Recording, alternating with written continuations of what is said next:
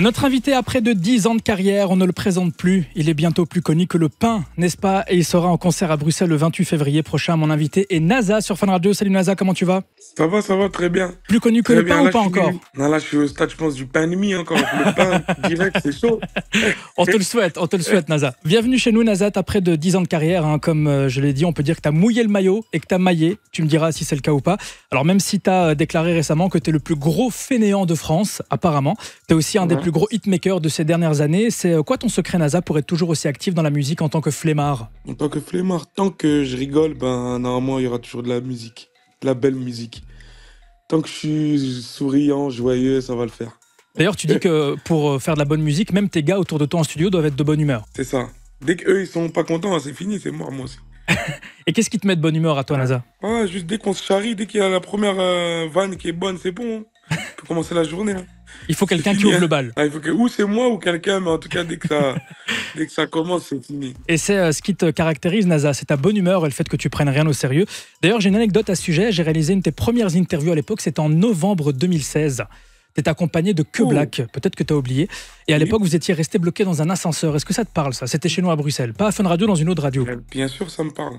J'avais même fait un snap, j'étais en train de stresser de ouf. Exactement, c'était un des grands moments de notre émission. Donc on avait préparé une petite interview, on a préparé des questions, mais tellement que votre arrivée était marrante, on a lâché les questions et finalement on a juste ouvert le micro, on a rigolé entre nous. Tu te rappelles un peu? Si, bien sûr, je me rappelle. Non, je peux pas oublier, je déteste être fait enfermer. Exactement. Je me rappelle très bien. Tu avais une sorte de phobie, on entendait crier dans les couloirs et on demandait mais qu'est-ce qui se passe, c'est qui? C'est juste Naza qui arrive. Ouais, c'est ça. Est-ce que tu as gardé encore aujourd'hui cette philosophie de rien prendre au sérieux comme à l'époque? Toujours, hein. Après, je prends quand même des choses au sérieux et j'abuse. Mais je me prends pas la tête surtout, en fait, c'est juste ça la base. Et toi, Naza, t'as carrément grandi dans ce truc de presque rien prendre au sérieux, de baigner dans la musique. Par exemple, paraît même que ta maman tenait une sorte de bar clandestin chez vous à l'arrière de votre maison et donc c'était tous les jours la musique, tous les jours la fête. C'est peut-être pour ça qu'on t'appelle aujourd'hui le roi de la joie. Qu'est-ce que tu gardes comme souvenir de ton enfance? C'est ça, les parents qui sont en train de charbonner derrière, la musique à fond, la rumba, tu dors, tu vas à l'école, t'as le son de la rumba dans la tête parce que toute la nuit ça faisait que de passer. Mon enfance, ça résume à ça. Et d'ailleurs, en plus, t'es le plus petit de la famille, si j'ai bien compris. Donc ça veut dire que t'avais aussi des grands frères, des grandes sœurs qui étaient aussi un peu dans la musique ou pas du tout? Ouais, ils sont à peu près tous dans la musique, hein. T'as vu, ça chante un peu droite-gauche. Moi, j'étais pas dedans, en vrai, de base. Et comment t'es tombé dedans, du coup? Moi, c'est Que Black, hein, il m'a mis dedans. D'ailleurs, au début, tu rappais. C'est ça, à l'époque, t'étais un kicker même. Ça, ouais, full. Là, c'est un peu le mélange, mais avant, ça chantait pas trop. J'étais timide. Je savais même pas que j'allais chanter, en fait, c'est ça le truc. Et vous avez eu le déclic un peu Que Black et toi, parce que lui aussi, avant Tout va bien, c'était plutôt du kickage, et puis il a décidé un jour de pousser la mélo, et toi aussi, tu t'as suivi un peu? Après lui, ça va, lui, il faisait quand même déjà des refrains chantés et tout, tu vois, direct. Il était déjà branché. C'est-à-dire, un jour, je me rappelle, t'as vu, il avait besoin d'une petite voix aiguë, il avait trouvé un refrain. Je l'ai fait et c'est parti de là. Hein. Comme quoi ça part de rien. Et là, bientôt, il y a un énorme concert à la fin de l'année. Dans quelques jours aussi, chez nous à Bruxelles, on va en parler. Alors aujourd'hui, Naza, ce qui a fait ta longévité, c'est aussi ton personnage, notamment sur les réseaux. Tu parlais de Snapchat. Est-ce que tu en as conscience et du coup, ça fait partie de ta stratégie en tant qu'artiste? Ou alors c'est vraiment, tu continues à être naturellement le gros bébé, le chouchou des nanas, comme tu dis? Ouais, c'est vraiment le gros bébé. En fait, Snap, c'est vraiment... c'est spontané. Je calcule rien sur Snap. Et je pense que c'est ça que les gens ils aiment. C'est-à-dire moi j'appuie sur le bouton, j'ai une capacité. Par contre, je suis pas fainéant pour snapper. Hein. J'ai une capacité à aller très vite pour snapper. Et après, c'est fini. Hein. Ça fuse. C'est vrai qu'on te suit en tant qu'artiste, chanteur, mais même en tant que personnage. Tu disais que tu avais fait la vidéo avec Loris qui a bien fonctionné. Le but, c'était de faire un coup de com' pour l'album. Finalement, les gens n'étaient pas forcément là que pour la musique, mais vraiment pour connaître tes aventures et suivre un peu ce que tu fais au quotidien. Ouais, grave. C'est ça, comme je disais, j'en parlais un peu avec mon équipe. Les gens, ils aiment bien même mes interviews. Tout ça, là, il y en a, ils viennent pour les interviews, pour les blagues. Et voilà, on est un peu dans tout. Hein. Si les gens ils viennent pour les blagues, ça me dérange pas aussi, parce que j'aime trop ça. Oui, et tu dis que tu respectes beaucoup les humoristes parce que toi, t'es quelqu'un de marrant naturellement, mais tu ne te vois pas monter sur scène forcément. Non, j'avoue, moi je trouve c'est... Après, je sais pas, moi en fait, c'est parce que moi, c'est tellement spontané, réfléchir, écrire un truc, je trouve ça c'est dur. C'est-à-dire en fait, parce que moi je dis un truc, si c'est marrant, c'est pas marrant. Alors qu'eux, ils doivent écrire et ça doit être marrant. Sinon, t'es mort. La pression. Hein. Moi, on s'en fout, t'as un snap, voilà. Là, c'est la pression, c'est-à-dire que tu te poses, t'écris, est-ce que ça va faire rire et tout? Non, c'est trop fort. Et une autre chose qui n'a pas changé, c'est ton addiction à FIFA. T'as même été classé dans un top des meilleurs joueurs du monde, c'est incroyable, comme tu dirais. Et tu as même une Ouais. équipe de e-sport. Parle-nous un petit peu de ça, de ce projet NASA. Oui, ben en vrai, ben je me suis lancé dans le e-sport parce que tout le monde sait que j'aime ça de base. Et après, on en a fait ben, une structure. Là maintenant, je suis avec les deux meilleurs joueurs français. Ils sont 4 fois champions de France d'affilée. Ils sont chez nous maintenant. Et ben voilà, là ça commence bien. Ils sont qualifiés pour la Coupe du Monde. Mais ouais, je suis souvent classé mondial à FIFA. C'est un petit flex quand même. T'es dans celle-là, comme tu dis. Ouais, je suis dans celle-là.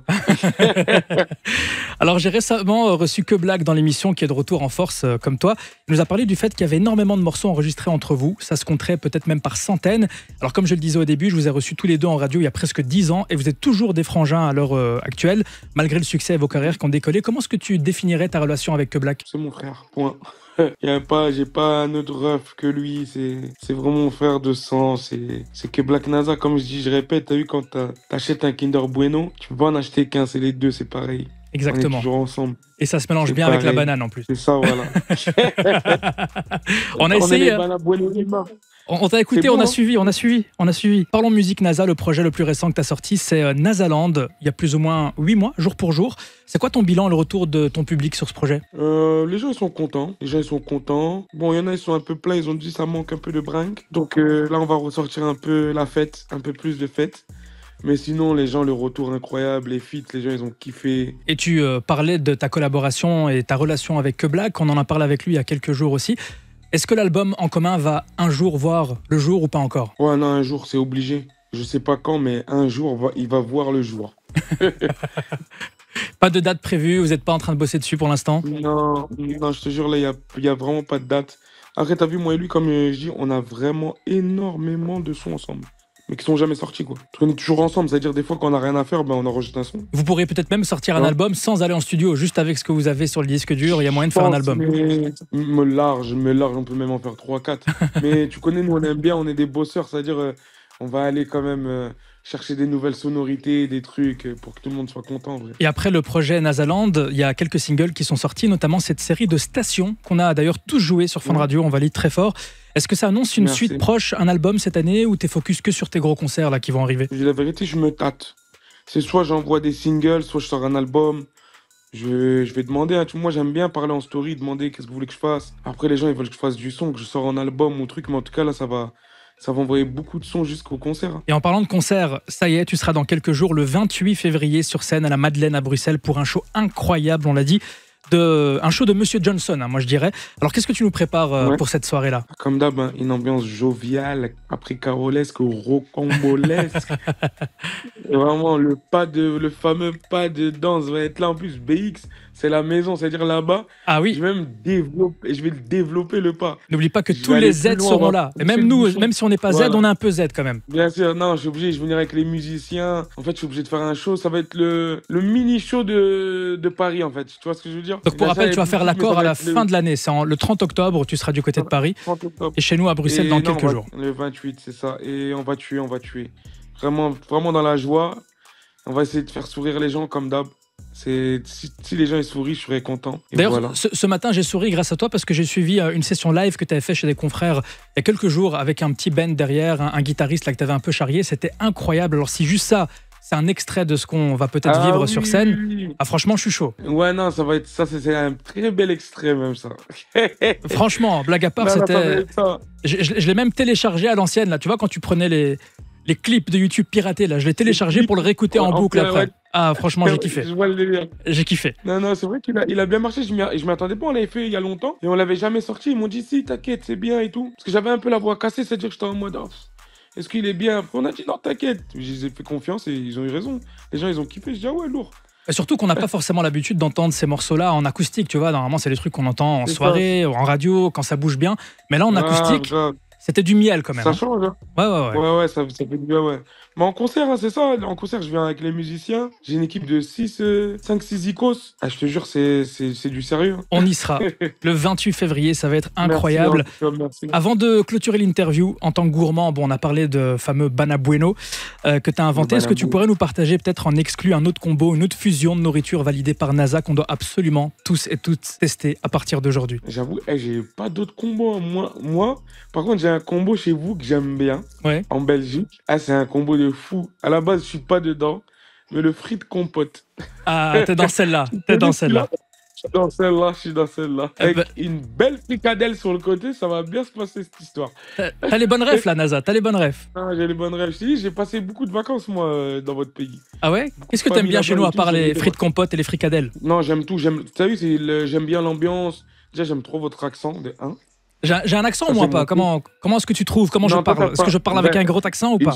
Non, t'as pas d'accent, j'aime pas trop ça. J'aurais voulu qu'il soit encore un peu plus poussé. Hein. Là, t'es trop professionnel ou peut-être c'est à cause de l'interview. Tu fais genre. J'ai un masque, tu vois, après je l'enlève. Ouais, tu l'enlèves et tu dis ouais. Non, j'aime trop l'accent. Et l'ambiance, les gens, t'as vu les gens, j'aime trop. T'as vu, les gens ils se prennent pas la tête.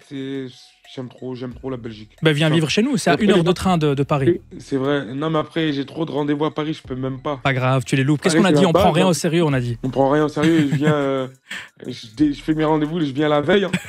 Voilà. En tout cas, la Belgique t'apprécie aussi énormément. Merci beaucoup NASA pour cet échange sur Fun Radio. Donc je rappelle que tu seras en concert chez nous le 28 février prochain.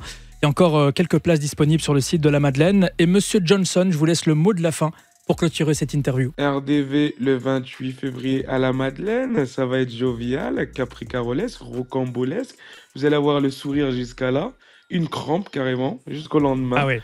Et ça va bien se passer. Gros bisous. Incroyable. Merci beaucoup NASA. De rien, la famille, en tout cas, on est ensemble. À bientôt sur Fun Radio. On se voit le 28 février. À bientôt. Comme jamais. Fun Radio. Enjoy the music.